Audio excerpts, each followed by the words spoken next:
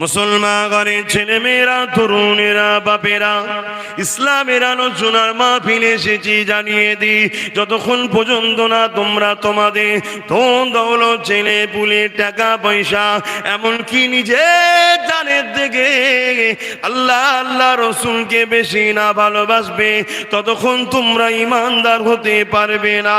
আর ইমানদার ছাড়া কখনো জান্নাতে কেউ যাবে না। এ যুবকেরা, তরুণেরা, কিসের নেশায় তোমরা আছো? কে তোমাদেরকে কথা দিয়ে দিয়েছে যে চিন্তা করিস না, জান্নাতে আমি নিয়ে যাব? কে তোমাদেরকে সিকিউরিটি দিয়ে দিয়েছে চিন্তা করিস না, জান্নাত তুই পাবি? কেউ কি তোমাদেরকে জানিয়ে দিয়েছে যে জাহান্নাম বলে কিছু নাই, বা জাহান্নাম ঠান্ডা হয়ে গেছে? কেউ কি তোমাদেরকে জানিয়ে দিয়েছে রসুলের বিরোধী করলে নাজাত পাওয়া যায়? এটা কি জানিয়ে দিয়েছে? যদি বলো না, তাহলে এত উদাস কেন, এত বেখেয়াল কেন? তোমার জিন্দেগিটা সকাল থেকে নিয়ে পরের দিন রাত পর্যন্ত কিভাবে কাটছে, খাতা কলমে হিসাব করো। ঈশা নামাজের পরে একদিন বসবে যে কালকে ফজরের নখ থেকে নিয়ে বা ঘুম থেকে উঠার পর থেকে নিয়ে আজ ঘুমোবে যাবার আগ পর্যন্ত তুমি সারা দিনটা এই জমিন যা তার জন্য কি করেছো, তোমাকে যে বাঁচিয়ে রেখেছে তার জন্য কি করেছো, এই জিন্দেগিটা তোমাকে যে দিয়েছে তার জন্য কি করেছো? এ যুবকেরা, আমার বলে এই দুনিয়ায় কিছু নাই, তোমার বলে এই দুনিয়ায় কিছু নাই। এই দুনিয়ায় যা কিছু আছে সবই তো একমাত্র মালিক আল্লাহ, তোমার আমার বলে কিছু নাই। অনেকে পরিশ্রম করে টাকা ইনকাম নাই, আবার অনেকে এক কলম সই করে দেয় কোটি কোটি টাকা পেয়ে যায়। সব কিছুই তকদিরের ব্যাপার, সব কিছুই তিনি সিলেক্টেড করে। তাই তিনার জন্য কি করেছো? আজ যদি মৃত্যু হয়ে যায়, কাল সকালেই তো তোমার জানাজা হবে। ওই কবরের জমিনে কে তোমার সাথে যাবে? কোন লিডার যাবে, কোন নেতা যাবে, কোন মুফতি মৌলানা যাবে? কেউ যাবে না। কিন্তু জমিনে তুমি যদি ওই নেতার পিছনে ঘুরতে পারো, যে নেতার পক্ষে আমি কথা বলতে এসেছি, অবশ্যই তোমার কবরে ওই নেতা তোমার জন্য হাজির হয়ে যাবে। যুবকেরা ভাবো, এই দুনিয়া তো ধোঁকা। পৃথিবীতে দুটো দিক আছে, একটা হলো রহমানের দল, আরেকটা হলো ইবলিস শয়তানের দল। রহমানের দলে নামাজ পড়তে হয়, ইবলিসের দল নামাজ থেকে তোমাকে সরায়।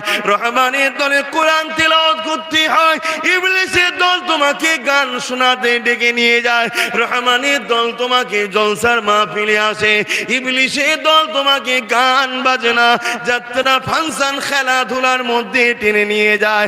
রহমানের দল তোমাকে আল্লাহওয়ালাদের দরবারে নিয়ে যায়, ইবলিসের দল তোমাকে চোর চিটিং বা ধোঁকাবাজদের কাছে নিয়ে যায়।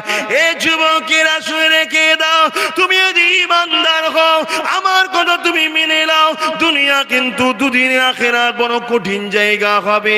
আল্লাহ নবী জানিয়ে দিলেন, জাহান্নামী দিগকে যে জিনজিলে বাঁধা হবে, ওই জিনজিল যদি জমিনের উপরে টাঙিয়ে দেওয়া হয়, এই পৃথিবীর জমিন আর কোনো গাছপালা গজাবে না। এ যুবকেরা, ওই জিনজিল দিয়ে যখন বাঁধা হবে কি করবে তখন? তাই বলে দিয়ে এখনো সময় আছে, তওবা করো, ফিরে আসো। জীবনের মাকসাদ একটাই করো, যিনি আমাকে সৃষ্টি করেছে আমি তিনাকে রাজি করব। বাপেরা, মনে রেখে দিও, একটা মেয়াদ আল্লাহ দিয়ে দিয়েছে। কাউকে 50 বছর, কাউকে 60 বছর, কাউকে 70 বছর, কাউকে 30 বছর, কাউকে 20 বছর। এই জিন্দেগি মহান স্রষ্টা দিয়ে দিয়েছে। দুনিয়ার জমিনটা তার দিয়া হায়াত নিয়ে যদি তার বিরোধী কাটাও বা তার পক্ষে যদি না কাটাও, কিয়ামতের দিনে তোমাকে আমাকে বিপদে পড়তে হবে। এ যুবকেরা, তরুণেরা, আমি তোমাকে এটা বলছি না যে মসজিদে ঢুকে যাও, তাসবিহ এক কোণে বসে আল্লাহ আল্লাহ করো না। ওটা আল্লাহ পাক বলেন গো, আমার আল্লাহ জানিয়ে দিয়েছে, তোরা আমাকে যারা ভালোবাসি, তোরা যারা আমি আল্লাহ আমাকে দেখতে চাস, আমার জান্নাতটা পেতে চাস, সব কিছুই আমি ফ্রিতে দিয়ে দিয়েছি। কিন্তু আমার জান্নাত আর আমার দিদার ফ্রিতে হবে না। এর বিনিময়ে দুনিয়ায় তো ধন দৌলতটা আমার রাস্তায় খরচ করতে হবে। আল্লাহ রাস্তায় খরচ মানে মসজিদে দান, মাদ্রাসায় দান, নিজের মা বাপের পিছনে খরচ, নিজের স্ত্রীর পিছনে খরচ, নিজের পিছনেও খরচ, নিজের ছেলেপুলেদের পিছনে খরচ, নিজের এমন করে এলাকার গরিব মানুষের পিছনে খরচ। এখানেও শুনে রেখে দেন, অন্য ধর্মের গরিব মানুষ যদি তোমার কাছে আসে, আল্লাহর সৃষ্টি যাবে, তাকেও যদি দান করো, সহযোগিতা করো, ওটাও আল্লাহর রাস্তায় খরচ হবে। এই যুবকেরা, তরুণেরা, বাপেরা, কিন্তু তুমি তোমার পয়সা যদি গানে দাও, যাত্রায় দাও, ফাংশনে দাও, মিথ্যা জায়গায় দাও, জুয়াতে দাও, মদে দাও, সুদে দাও, ঘুষে দাও, গরিব মানুষকে মারার জন্য কাউকে দাও, কারো নামে মিথ্যা কেস করার জন্য টাকা দাও, মনে রেখে দিও এর বিচার কিন্তু কিয়ামতের দিন আল্লাহ নেবে। এই দুনিয়া তোমার কেউ করতে পারবে না।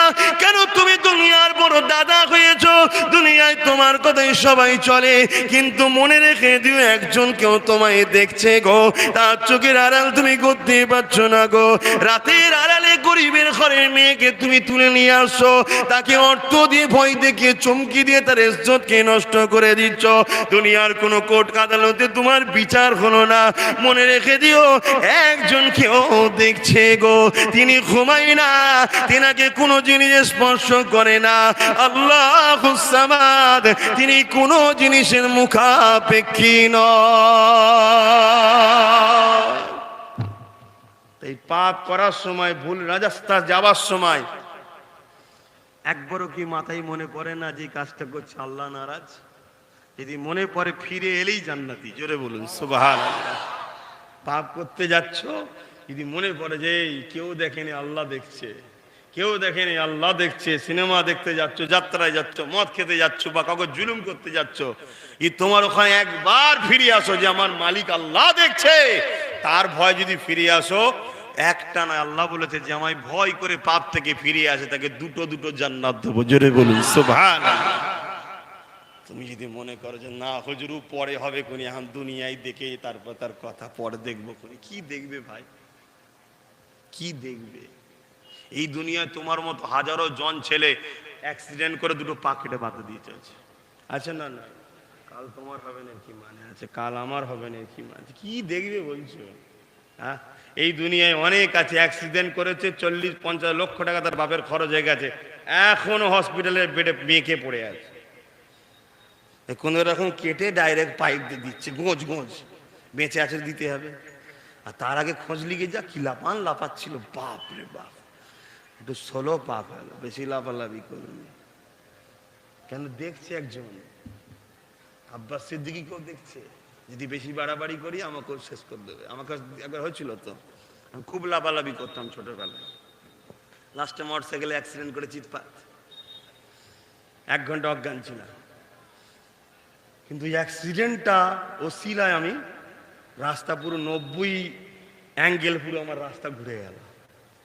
আল্লাহ আমায় ভালোবাসে বলে একটা ঠেকিয়ে দিয়ে শুধরে দিল আমায়, কিন্তু যাকে ঠেকাই নে সে ভাবছে হয়তো আমার কিছু হবে না। তুই ফেরাউন হচ্ছিস নি তো, তুই নমরুদ হচ্ছিস নি তো। কি ফেরাউন নমরুদকে আল্লাহ একবার ধরেছে, বারবার ধরে নে।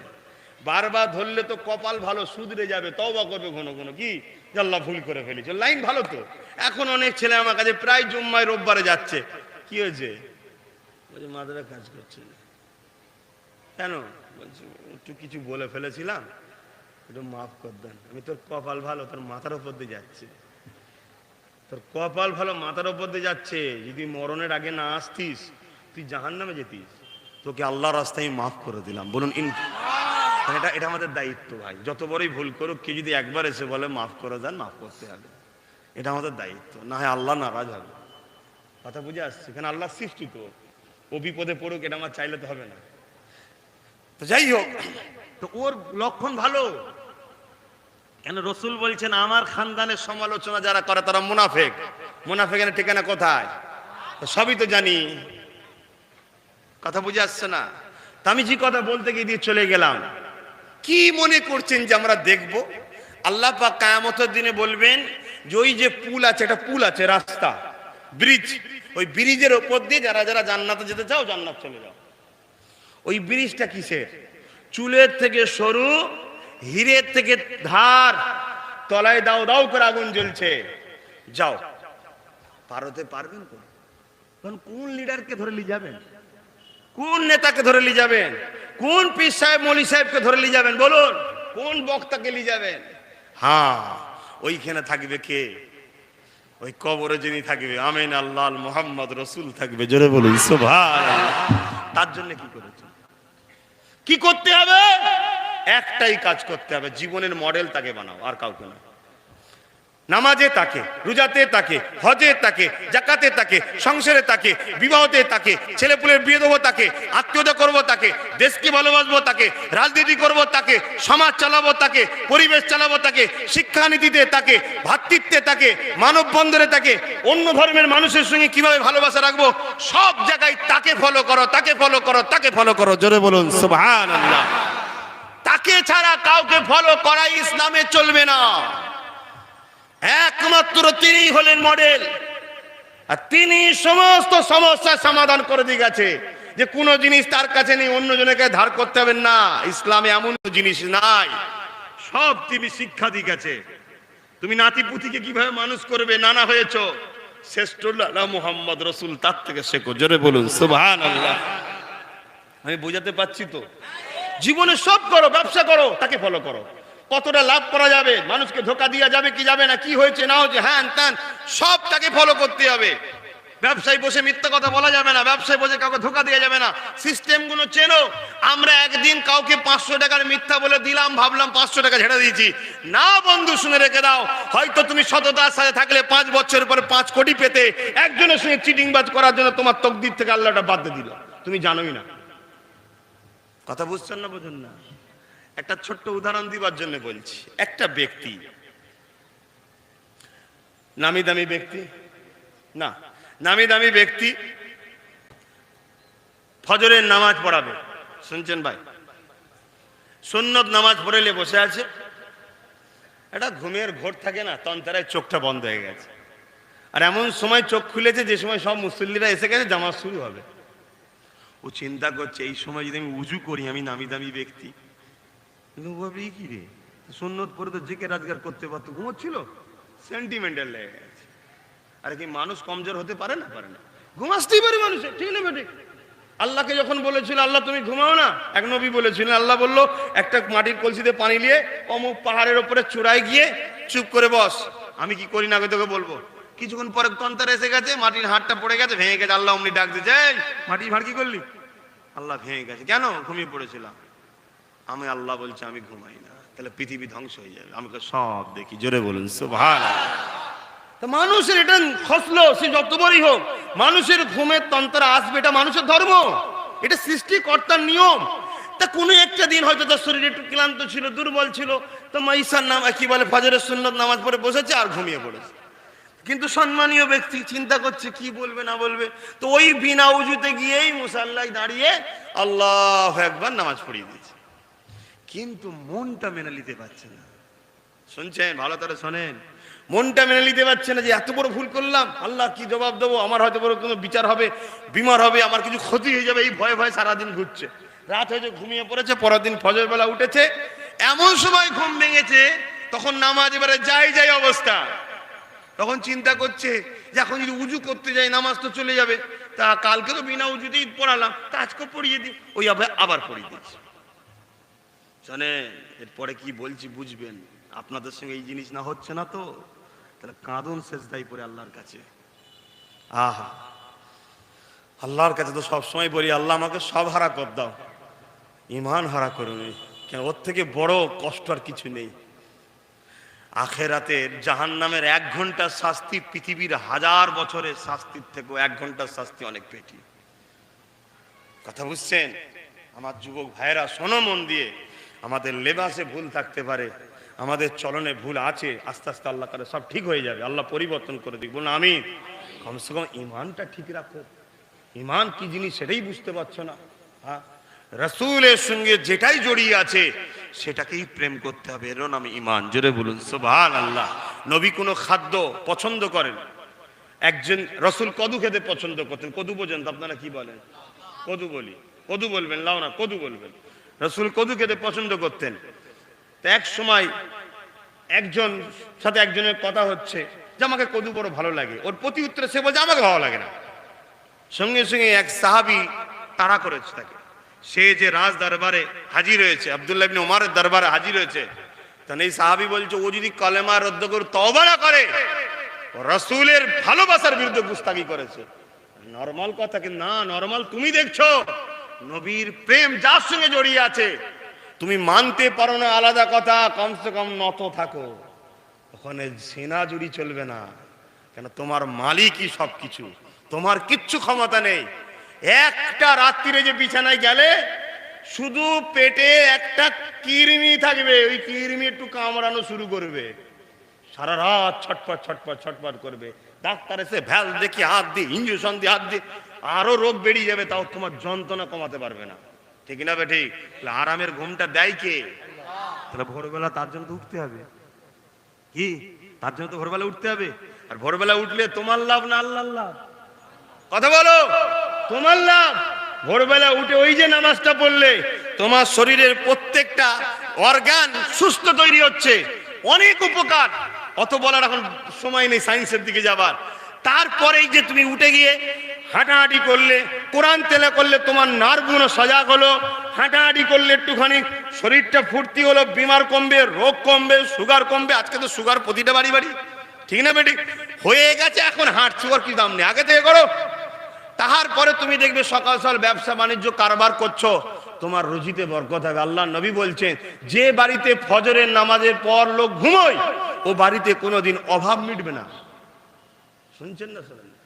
তুমি দেখছো 10 তলা বাড়ি ফজলিকে যাও, ওরা এখনো ওর অভাব মেটে নেই, ও এখনো আমার আরো দরকার, আমার দরকার, আমার দরকার। আর তুমি যে দেখছো ভ্যান চালায়, কিন্তু ফজরের নামাজ পড়ে ডিউটিতে বেরিয়ে যায়, ওর বাড়ি যে খবর লাও, আলহামদুলিল্লাহ আমি খুব ভালো আছি ভাই। শান্তিতে এইখানে হয় রে বাবা, চোখে শান্তি নেই।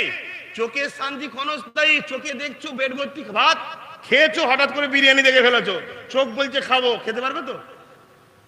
আমার আলোচনায় অসুবিধা হচ্ছে? সবটাই শিখাতে হবে রে বাবা, সবটাই তো ইসলাম। ইসলামের ছোট্ট ছোট্ট জিনিস পর্যন্ত শিক্ষা দিয়ে আছে। তুমি খাবার পরে কিভাবে শোবে ওটাও ইসলাম শিখিয়েছে।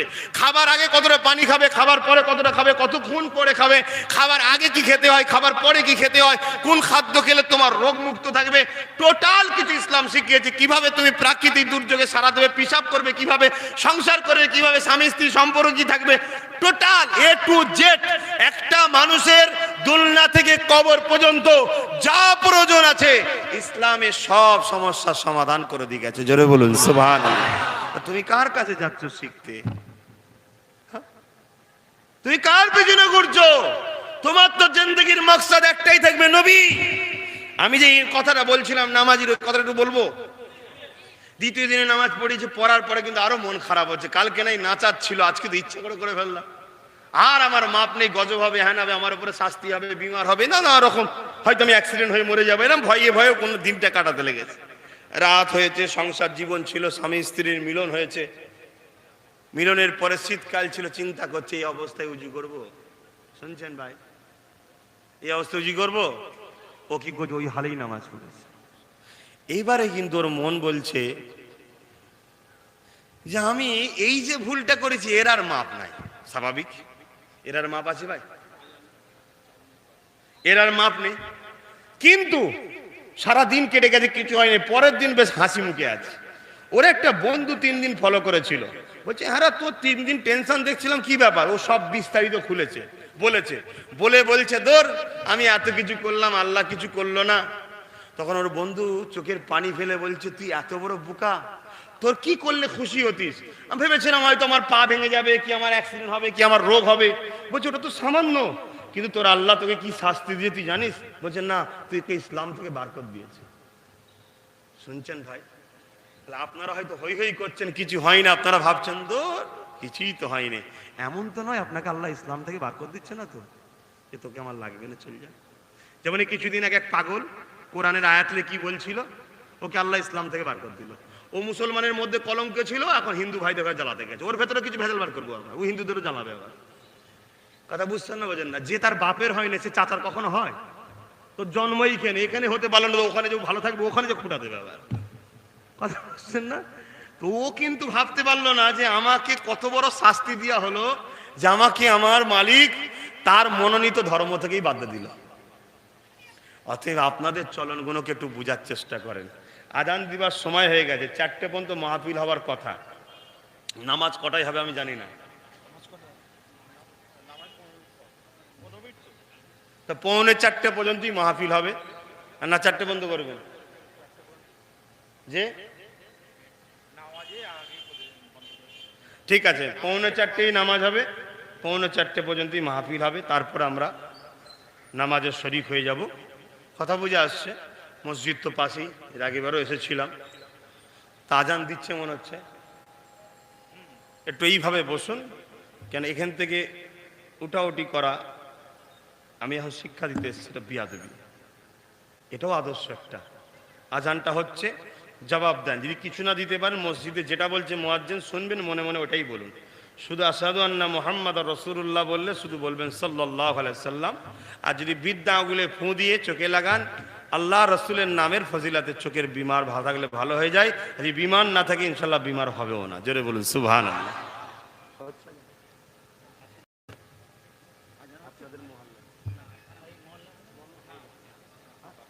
দরুদ শরীফ আল্লাহুম্মা সাল্লি আলা,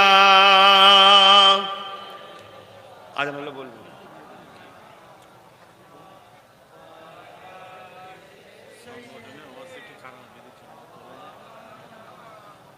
फलक के नजारों,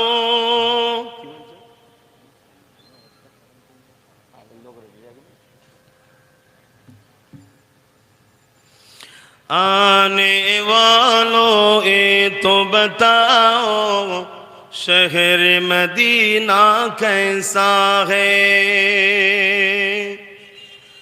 आने वालों ये तो बताओ शहर मदीना कैसा है। सर उनके कदमों में रख कर झुक कर जीना कैसा है। आने वालों ये तो बताओ।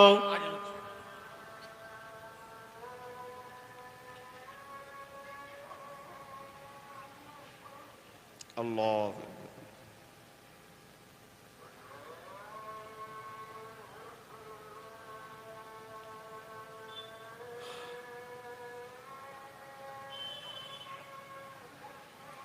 अल्लाह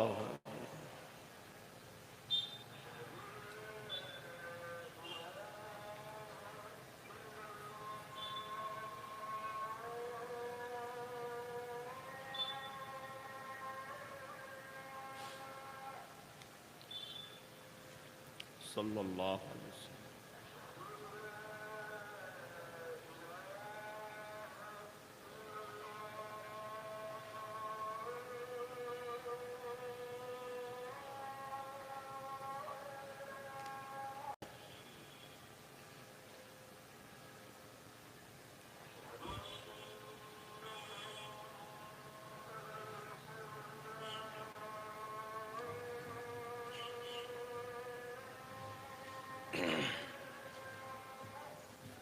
सल्लल्लाहु अलैहि वसल्लम।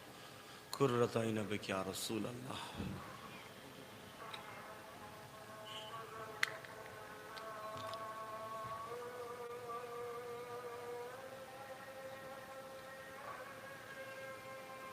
सल्लल्लाहु अलैहि वसल्लम। कुर्रत आइन बिक या रसूल।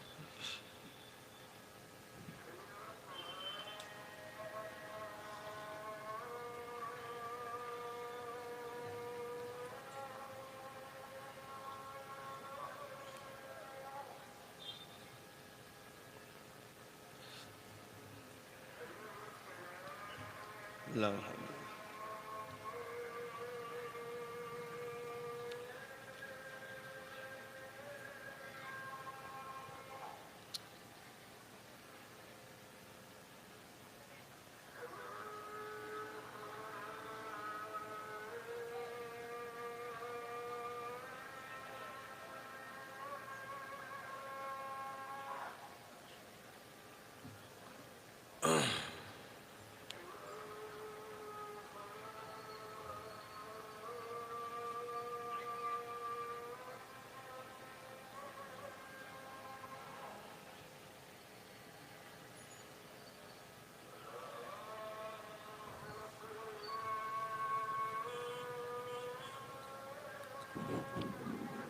আল্লাহু আকবার, আল্লাহু আকবার।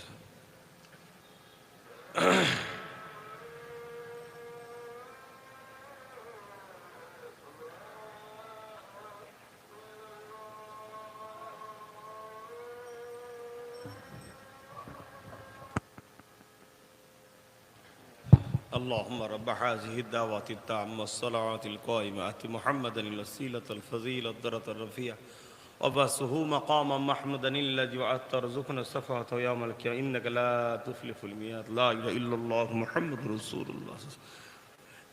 আজানের পরে যদি কেউ এই দোয়াটা চায়, রাসূল বলছেন আমি তার শাফাত করব কিয়ামতের দিন। জোরে বলুন সুবহানাল্লাহ। দেখুন, জান্নাত যাওয়া খুবই সহজ যদি রাস্তাটা ধরতে পারে, ঠিক না ঠিক? কলকাতায় যাওয়া খুবই সহজ যদি আপনার রাস্তা চিনা থাকে। যদি না চিনতে পারেন হাতড়াতে হবে। তাহলে একজন চিনা লোকের পিছনে থাকলে হয় না কি? কেউ একজন ইশারা করলো, ভাই আমি কলকাতায় যাবো, রাস্তা চিনি, তোমার পিছনে আসো, তাকে ফলো করলে তো পৌঁছে যাবে। কে? আম মানুষদের জন্য উচিত এটা। তাই আপনারা যদি আমাকে ভালোবাসেন, আমি যে রাস্তা দেখাচ্ছি কোরআন সুন্নাহর আলোকে চুপচাপ ধরে থাকুন। ঝড় আসবে, জেল হবে, মার খেতে হবে, লোক আপনাকে এক ঘরে করবে, খারাপ বলবে, সমালোচনা করবে, করুক যাক। সাহাবাদের করেছে না করেনি, কিন্তু হক ছাড়লে হবে না, আল্লাহ ছাড়লে হবে না, রাসূল ছাড়লে হবে না। আল্লাহ আল্লাহ রসুলের জন্য যা করা দরকার তাই করতে হবে। মা বাপকে ভালোবাসতে হবে, বড়দেরকে সম্মান করতে হবে, স্ত্রীকে ভালোবাসতে হবে, তার অধিকার পালন দিতে হবে, বাচ্চাদেরকে মানুষ করতে হবে, তাদের খেয়াল রাখতে হবে, তাদেরকেও রসুলের পাগল তৈরি করতে হবে। পাড়ার গরিব মানুষদেরকে দেখতে হবে, অন্য ধর্মের মানুষও গরিব অসহায় তাকে দেখতে হবে, দেশকে ভালোবাসতে হবে, নাই সত্যবাদীর পক্ষে দাঁড়াতে হবে। মিথ্যা ও ফাসেক ফাজিলের পাশে দাঁড়ানো ইসলামে হারাম। কথা বুঝে আসছে না? এগুলো আপনাকে বুঝতে হবে। আপনি আপনার খেয়াল খুশি মতো চললে হবে না, কেন আপনার বলে কিছু তো নাই, আপনি আপনার মতো চলবেন কেন? আপনাকে চলতে হবে মা আতাকুমুর রাসূল ফাখুযুহু ওয়া মা নাহাকুম আনহু ফান্তাহু। রাসূল যা আদেশ করেছে মানো, যা নিষেধ করেছে ছেড়ে দাও। যদিও কোনো কাজ করতে গিয়ে ভুল হয়, চেষ্টা তো করেছিল বান্দা, মাপের রাস্তা আছে। তুমি ইচ্ছা করে ভালো কাজের বিরোধী করবে, তোমাকে কিন্তু আল্লাহ ছাড়বে না, বিচার হবে। কথা বুঝে আসছে না? দুনিয়াতেও হবে, হচ্ছে তো, দুনিয়াতেও হচ্ছে, কে বলেছে হয় না? কিন্তু দুনিয়ায় যদি কারো হয়, সে হলো তবুও লাভবান, শুধরাবার রাস্তা তার আছে, তাই আল্লাহ তাকে শুধরাচ্ছে। ঠিক না বেটি? যখন কোনো বিমার হয়, ঝড় হয় বা কোনো মুসিবত আসে, যদি এটা আসার জন্য সে মসজিদ মুখ হয়, জানতাম এটা তার জন্য রহমত ছিল, এই বাহানায় সে পরিবর্তন হচ্ছে। যদি উল্টো দিকে আরো ফিরে যায়, জানতাম এটা ওর জন্য গজব। কথা বুঝে আসছে না? নাই আমার আল্লাহ পাক পরীক্ষা করবে। কাউকে বাপ দিয়ে পরীক্ষা করে, কাউকে মা দিয়ে পরীক্ষা করে, কাউকে ছেলে দিয়ে পরীক্ষা করে, কাউকে ছেলে কেড়েলে পরীক্ষা করে, কাউকে ধনী করে পরীক্ষা করে, কাউকে গরিব করে পরীক্ষা করে। দেখি আমার প্রেমিক সে আমার ফাইসাল্লায় রাজি কি না। কাউকে রাজা করে পরীক্ষা করে, কাউকে নেতা করে পরীক্ষা করে, কারো কাছে রাজ ক্ষমতা কেড়েলে পরীক্ষা করে, কাউকে জিতিয়ে পরীক্ষা করে, কাউকে হারিয়ে পরীক্ষা করে, কাউকে মারবার জন্য পাওয়ার দেয়, কাউকে মার খাবার জন্য অসহায় করে। দুজনেরই পরীক্ষা। যদি আমার মার খাবার পালা থাকে, আমার ধৈর্য হারা হলে হবে কেন? আমি তো ন্যায়ের পক্ষে, হকের পক্ষে। আমি তো কোনো গরিবকে, অসহায়কে, ইসলামকে, মসজিদকে, মাদ্রাসাকে তো ক্ষতি করার পক্ষে নয়। আমি তো দেশ, সমাজ, মানবতার বিরুদ্ধে তো নয়। তারপরেও যদি আমার উপরে কোনো ঝড় ঝাপটা আসে, নিজেকে ধৈর্য ধরতে হবে যে আমার আল্লাহ পরীক্ষা নিচ্ছে। আরে পরীক্ষা তো মুসা আলাইহিস সালামকেও নিয়েছিল, মিশর থেকে বেরিয়ে চলে গেল, আবার সেই মিশর মুসা নবীর হাতে আল্লাহ তুলে দিলেন। জোরে বলুন সুবহানাল্লাহ। পরীক্ষা তো মুস্তাফা জানে রহমতকেও নিয়েছিল, 1 মাসের উপরে পাহাড়ে বন্দী ছিল, গাছের পাতা ফলমূলকে জীবন ধারণ করেছিল। সেই মোদি আমার মক্কায় চলে গেলেন, আবার মক্কা থেকে মদিনায় চলে গেলেন, আবার সমাজের মানুষ বিভ্রান্তি পড়ে যায়। বন্ধ থাক, বন্ধ করো, ঘুরিয়ে দাও। এই গালে তো কি গুঁজে বসে আছিস? ভালো যদি বাসো, বাসার মতো বাসো, আর নাই আমার প্রয়োজন নেই মিশার। দরুদ শরীফ আল্লাহুম্মা সাল্লি على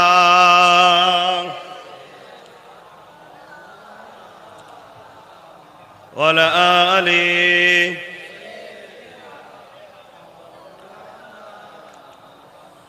أعوذ بالله من الشيطان الرجيم بسم الله الرحمن الرحيم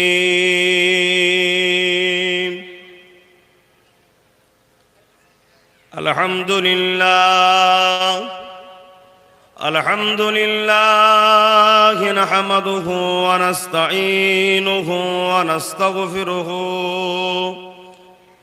ونؤمن به ونتوكل عليه ونعوذ بالله من شرور أنفسنا ومن سيئات أعمالنا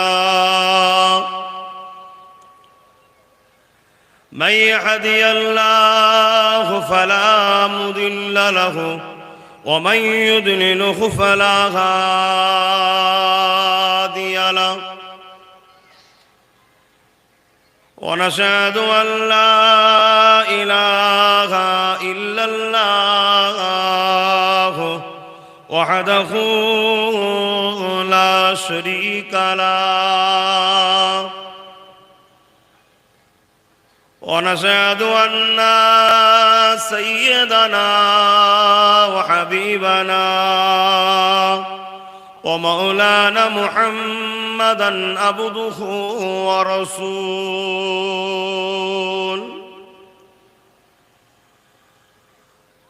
أما بعد فيا أيها الحاضرون رحمكم الله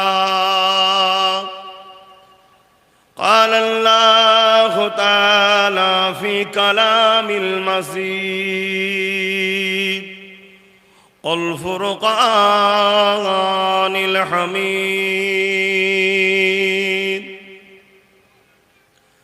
إن الله وملائكته يصلون على النبي يا أيها الذين آمنوا صلوا عليه وسلموا تسليما اللهم صل على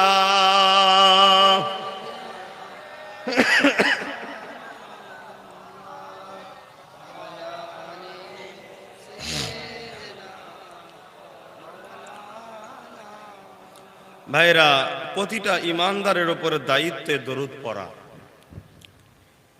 কে কোন সিলসিলা করে, কে কোন দল করে, ও সব ব্যাপার নিজের নিজের কাছে। কিন্তু তুমি যদি ইমানদার হও, তোমার কাছে আপন মোহাম্মদ রসুল ছাড়া অন্য কেউ নয়, ঠিক না বেটি? সেই নবীর উপরে দরুদ পড়া হচ্ছে। উচ্চ আওয়াজে সকলে জবান খুলে পড়ুন। যদি কাছে আসতেও কারো অসুবিধে থাকে, দূর থেকেও পড়ুন, যদি ইমানদার হন। আমাকে পছন্দ আপনার নাও হতে পারে, দরকার নেই। তুমি যদি ইমানদার হও, রসুলকে তো পছন্দ করতেই হবে, নাই তো রাস্তা নাই। মহব্বতে দরুদ। আল্লাহুম্মা সাল্লি আলা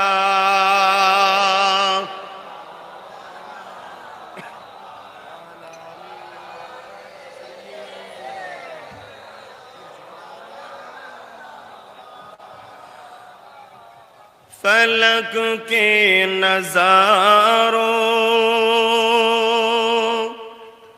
ज़मीं की बहारों, खुशी सब मनाओ, हुजूर आ गए हैं।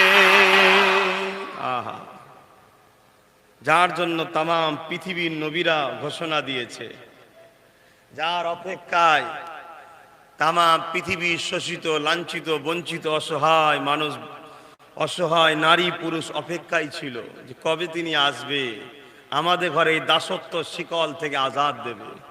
তিনি কে? একটু সবাই বলেন তিনি কে? হযরত প্রফেট মুহাম্মদ সাল্লাল্লাহু আলাইহি ওয়াসাল্লাম। তিনি সমস্ত মনুষ্য জাতির জন্য লিডার, নেতা, রাহমাতাল লিল আলামিন হয়ে এসেছেন। জোরে বলুন সুবহানাল্লাহ। আর তিনাকে পাঠিয়েছে কে? এটা জনগণের ভোটাভুটিতে হয় না, এটা মহান স্রষ্টা সিলেক্টেড। তিনাকে পাওয়ার তিনি দিয়েছেন যিনি কায়নাতের মালিক। সকলে চিৎকার দিয়ে বলুন কায়নাতের মালিক কে? আমাদের মালিক কে? আমাদেরকে জবানে কথা দিয়েছে কে? চোখ দিয়েছে কে? কান দিয়েছে কে? মুহাম্মদ রাসূলকেও সৃষ্টি করেছেন কে?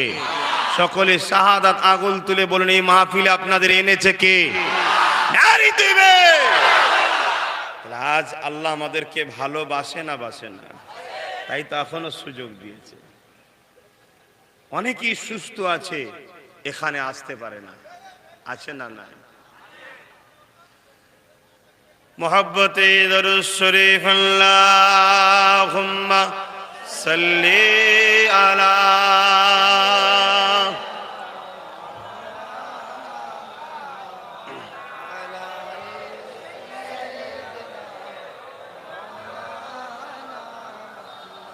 फलक के नजारों, ज़मीं के बहारों,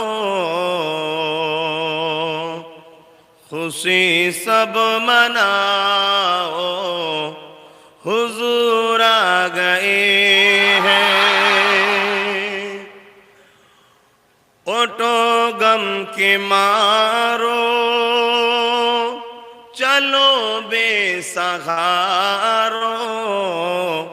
खबर ए सुनाओ, हुजूर आ गए हैं। अल्लाहुम्मा सल्ली अला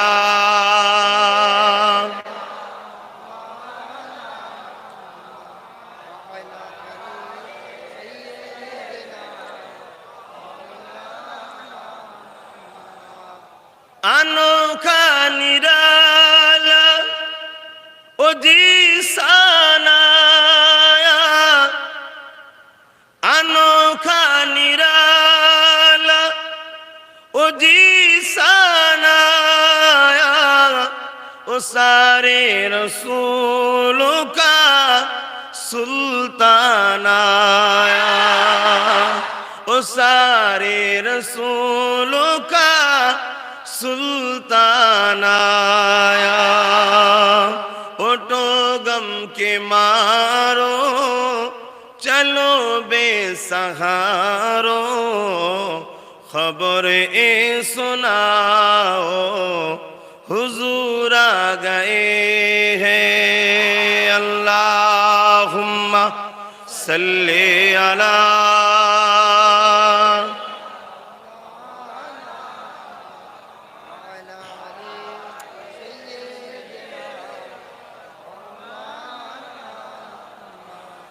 कलमे ला इलाहा इल्लल्लाह, ला इलाहा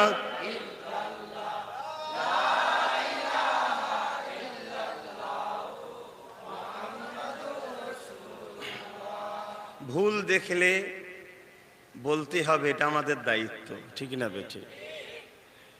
যদি না বলি কি হবে? আল্লাহ পাক আমাদের বিচার করবে। আর আল্লাহর বিচার বুঝতে পারছেন তো কেমন হয়? খুব কঠিন বিচার, তাই তো নাকি? তাতে ভুল বলতে গিয়ে যে দুনিয়ার দুটো লোক গাল দেয় দিকে যাক, দুনিয়ার দুটো লোক ডিস্টার্ব করে করুক গে যাক, দুনিয়ার লোক দুটো উল্টো পাল্টা কথা বলে বলুক গে যাক, এতে কোনো যায় আসে না।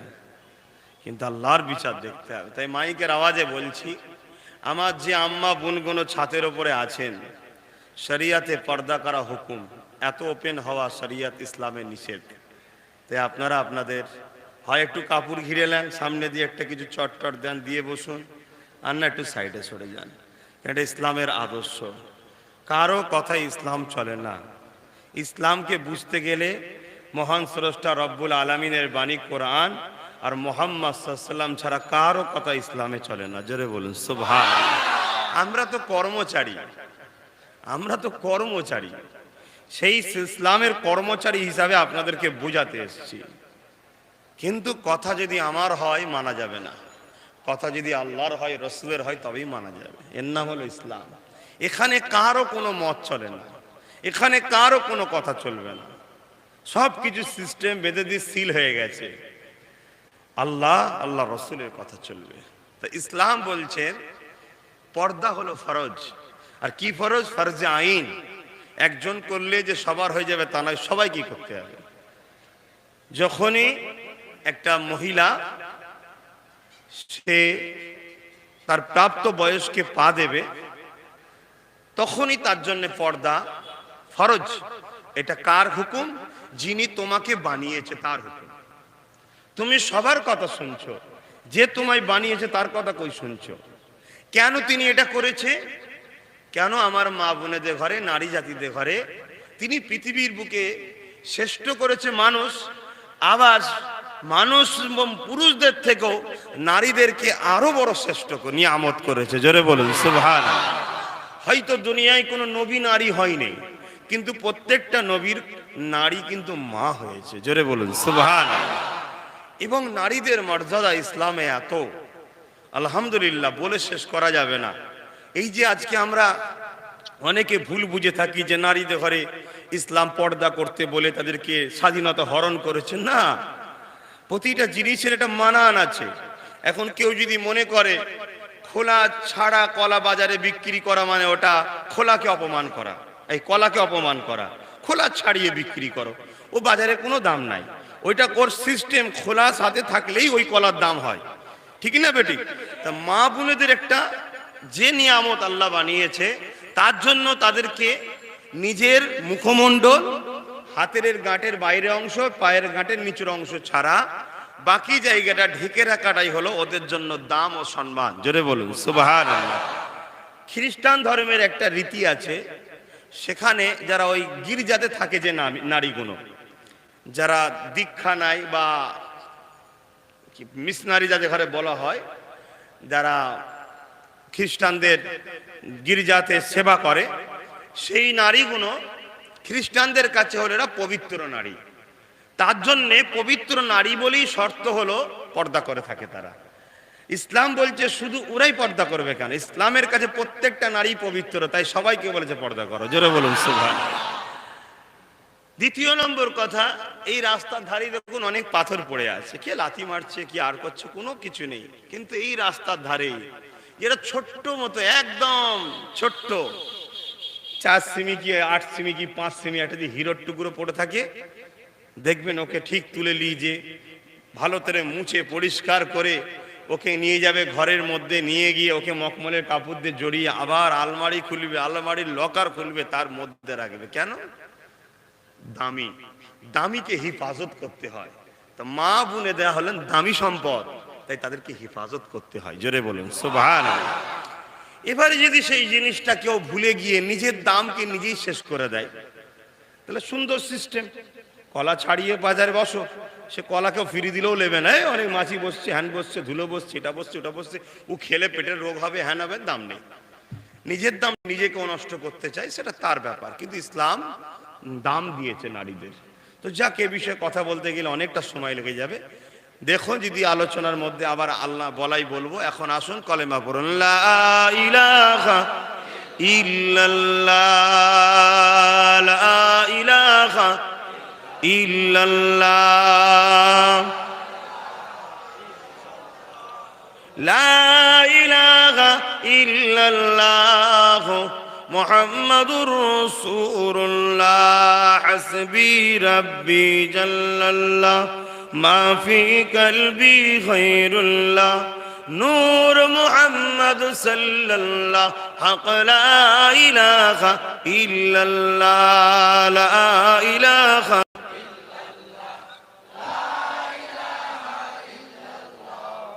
মুহাম্মাদুর রাসূলুল্লাহ, আল্লাহুম্মা সাল্লি আলা।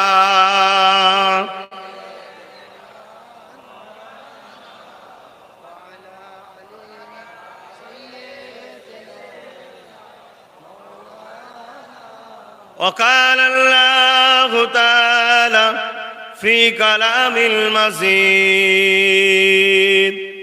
والفرقان الحميد وما خلقت الجن والإنس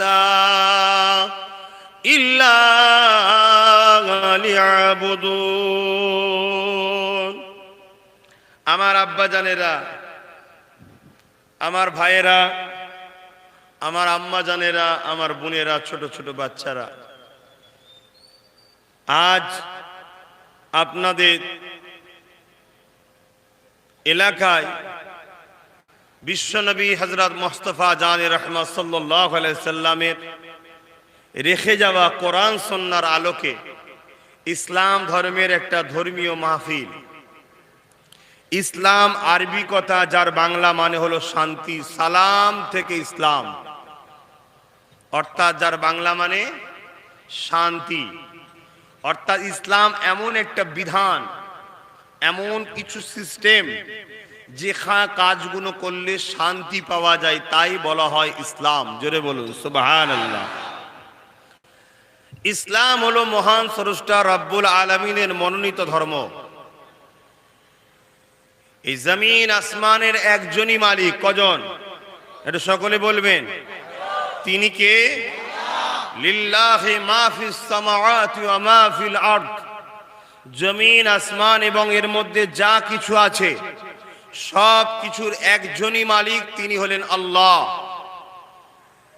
তিনি এই পৃথিবীকে তৈরি করেছে, গাছপালা, তরুলতা, পশু পাখি, চাঁদ, সূর্য, সাগর, তুফান, সব কিছু তিনার ইশারায়।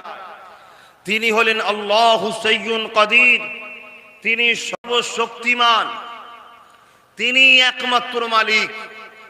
এই যে চোখে দেখছি, এটা আমার নয়, এটা তিনার দেওয়া, তিনি বানিয়েছেন। এই যে কানে শুনছে, এটা আমার নয়, এটা তিনার দেওয়া, তিনি বানিয়েছেন। এই যে জবানে কথা বলছে, এটা আমার নয়, এটা তিনার বানানো, তিনি ব্যবহার করতে দিয়েছেন। এই যে হাত লাড়াচ্ছি, এটা আমার শক্তি নয়, এটা তিনার তৈরি করা, তিনি আমাকে দিয়েছেন।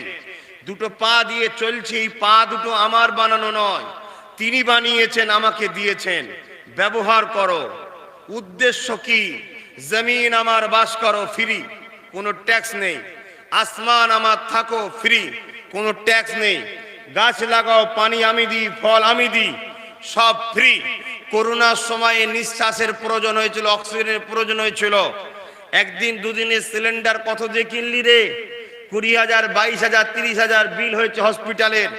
মহান স্রষ্টা এইগুলো দিয়ে আমাদেরকে জাগাচ্ছে। ভাব, কোটি কোটি কোটি কোটি মানুষকে আমি ফ্রিতে অক্সিজেন দিয়েছি, তিনি টানাচ্ছেন, যিনি আমায় বানিয়েছেন।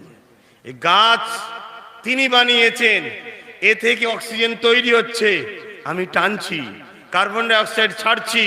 এ সব কিছু তিনার তৈরি করা, সব তিনি ফ্রিতে দিয়েছেন। তিনি বলেছেন, মানুষ্য জাতি শোন, আমি তোদেরকে শ্রেষ্ঠ বানিয়েছি। গাছের থেকে শ্রেষ্ঠ, পাহাড়ের থেকে শ্রেষ্ঠ, জীব জন্তুর থেকে শ্রেষ্ঠ, সাগর, তুফান, চাঁদ, সূর্য, আসমান, ফেরেশতা, সব কিছুর থেকে মানব হলো শ্রেষ্ঠ। আর মানুষ হলো সব থেকে আবার নিকৃষ্ট। তোরা যদি শ্রেষ্ঠ হয়ে ফিরে আসিস, শ্রেষ্ঠ জায়গা জান্নাতে থাকবি। নিকৃষ্ট হয়ে ফিরে আসিস, নিকৃষ্ট জায়গা জাহান্নামে থাকবি। শ্রেষ্ঠর রাস্তাও দেখিয়ে দিচ্ছি, নিকৃষ্টের রাস্তাও দেখিয়ে দিচ্ছি। তুই কোনটাই চলবি, তোর স্বাধীন রইল। আমি আল্লাহ তোকে জোর করব না, কিন্তু আমার নিজাম, আমার ল, আমার কানুন, আমার আইন কখনো রদ হবে না। দুনিয়ার পীরকে এক জায়গায় করো, তুই রদ করতে পারবি না। দুনিয়ার সবাইকে এক জায়গায় করো, আমার নিজামকে পাল্টাতে পারবি না। পৃথিবীর সমস্ত রাজা মহারাজাকে এক জায়গায় করে আমার বিরুদ্ধে যুদ্ধ ঘোষণা করো, আমার এক সেকেন্ড তো দূরের কথা, কি তুলনা দেবো, তুলনাই তো চলে না। একটা কিছু তোরা লড়াতে পারবি না। পৃথিবীতে আমি তার প্রমাণও দিয়েছি। নমরুদকে চিনিস তোরা? আমার আল্লাহ আমাদেরকে জানাচ্ছেন, আপনারাও চেনেন তো নমরুদকে। নমরুদ কোন দেশের রাজা ছিল? সারা পৃথিবীর রাজা ছিল। সারা পৃথিবীর, মিশরের নয়, সারা পৃথিবীর রাজা ছিল নমরুদ। ছোট ছোট ছোট ছোট রাজ্যের রাজাদেরও রাজা, মহারাজা। সারা পৃথিবীর রাজ্য ক্ষমতা নমরুদের হাতে দিয়েছিল কে? এই রাজ্য যার, পৃথিবী যার, তিনি দিয়েছিলেন। কিন্তু হতভাগা, কপাল ফাটা, পাওয়ার নিয়ে আল্লাহর বিরুদ্ধে লেগে গেল। আল্লাহ কাউকে ধন দৌলত দেয়, পাওয়ার দেয়, ক্ষমতা দেয়, রূপ দেয়, যৌবন দেয়, সেই হতভাগা গুণ আবার সেই গুণ নিয়েই আল্লাহর বিরুদ্ধে লেগে যায়। কথা বুঝে আসছে না? তো সেই জায়গাতে নমরুদকে দিয়েছে পাওয়ার তিনি, আর তিনি নিয়েই পাওয়ারের বিরুদ্ধে লেগে গেল। লেগে গিয়ে কি করলো? নখন খোদা তৈরি করলো। তার মধ্যে একটা নিজেরও পাথর দিয়ে কেটে কেটে কেটে কেটে নকশা করে নিজের একটা ডিজাইন মূর্তি তৈরি করলো, করে সব পৃথিবীতে ছড়িয়ে দিল যে আমি তোদের রাজা, আমি তোদের মালিক, আমি তোদেরকে খাওয়াই, প্রজারা তোরা আমার উপাসনা কর। তাহলে তোকে পাওয়ার দিল যে, তার বিরুদ্ধে তো করতে করতে আবার তার শরীক হতে লেগেছে। ইব্রাহিম আলাইহিস সালামকে আল্লাহ পাঠালেন, যাও তো নমরুদকে যে বুঝাও। আল্লাহ কাউকে যতক্ষণ না সত্যের খবর দেয় ততক্ষণ তার উপরে কোনো গজব দেয় না, কেন আল্লাহ জুলুম করে না। জোরে বলুন সুবহানাল্লাহ। যাও। ইব্রাহিম নবী এসে যখনই বলল লা ইলাহা ইল্লাল্লাহ, নেই কোনো ইলাহা এক আল্লাহ ছাড়া। এটা ধর্মীয় মাহফিল তো, জলসা হবে, তাই তো নাকি? লা ইলাহা ইল্লাল্লাহ, নেই কোনো ইলাহা আল্লাহ ছাড়া, নেই কোনো মাবুদ আল্লাহ ছাড়া। এই কথাটা যখনই বলল, হতভাগা নমরুদ কি করলো? ইব্রাহিম আলাইহিস সালামের বিরোধী শুরু করলো। ও অন্যায় করছো, অন্যায়টাকে ফিরিয়ে আনতে চেয়েছে, বিরোধী শুরু করেছে। বিরোধী এমন একটা জায়গায় পৌঁছেছে, সবই আপনারা জানেন।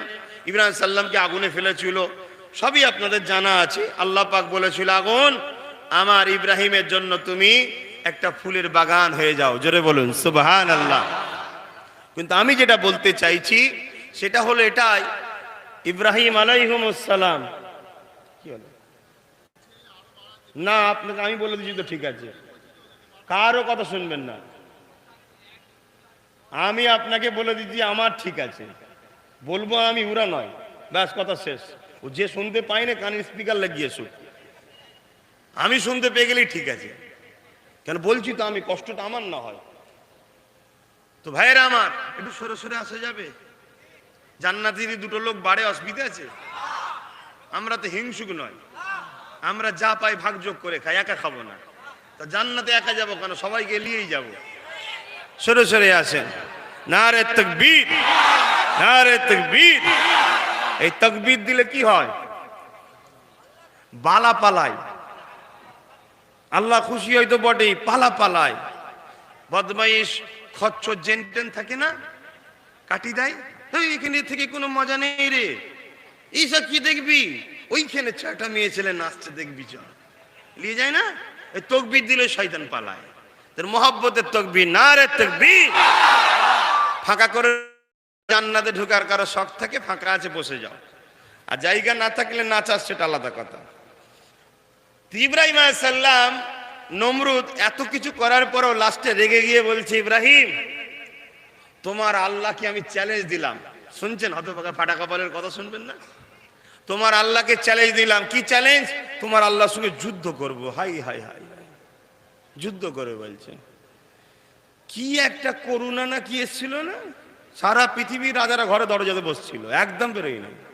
কে জঙ্গলে চলে গেছে, কার শহরে বাড়ি আছে, কার পাহাড়ের উপরে বাড়ি আছে, কার সাগরের বীজখানে বাড়ি আছে, সব ভিআইপি আছে না, গরিবের ঝাড়া বাড়ি, সেখানে সব যে দরজাতে বসে আছে। লোকের সঙ্গে ছবুনি যদি করোনা ধরে যায়, কথা বুঝছেন না? তুই পালিয়ে কোথায় যাবি বাবা? হ্যাঁ, পালিয়ে কোথায় যাবি? কত ছুটবি? ইবলিস শয়তানে যেদিন জান কবজ হবে, পৃথিবীর ইমা থেকে উমাদা ছুটবে, আর আজরাইল পিছনে তাড়া করবে, ধর বেটাকে। এবারে ছুটেই যাচ্ছে, ছুটেই যাচ্ছে, লাস্টে হাঁপিয়ে গেছে।